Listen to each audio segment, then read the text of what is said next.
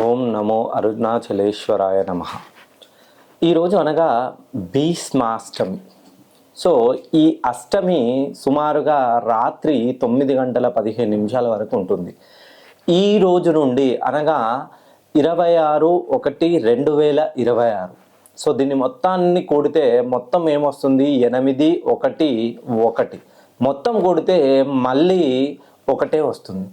ఈ రోజు నుండి ఖచ్చితంగా నెంబర్ 1గా ఉండే రాశులు నేను చెప్పేటువంటి 5 రాశుల్లో జన్మించిన వాళ్ళు.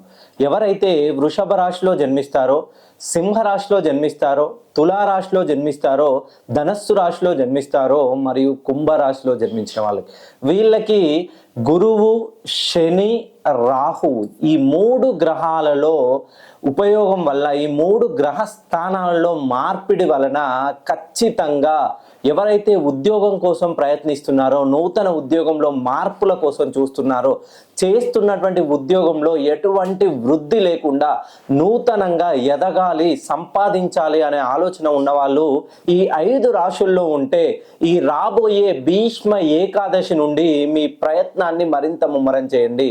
ఖచ్చితంగా మీరు విజయం సాధిస్తారు. ఎందుకనంటే నేను చెప్పేటువంటి 5 రాశుల వాళ్ళకి గురుబలం విపరీతంగా పెరిగింది. గురుబలం పెరగడం వలన వీళ్ళకి ఏ ప్రయత్నం చేసినా విఫలం అనేదే లేదు. వీళ్ళు అనూహ్యంగా సఫలమయ్యి ప్రతి విషయంలోనూ, మెయిన్గా ఎవరైతే అప్పుల ఊబిలో కొడుకుపోయినారో వాళ్ళకి అద్భుతంగా కలిసి వస్తుంది. మీరు కనుక ఈ 5 రాశుల్లో జన్మించినట్లయితే ఒక్కసారి నన్ను పర్సనల్గా కానీ ఫోన్ కాల్లో కానీ కలిసే ప్రయత్నం చేయండి.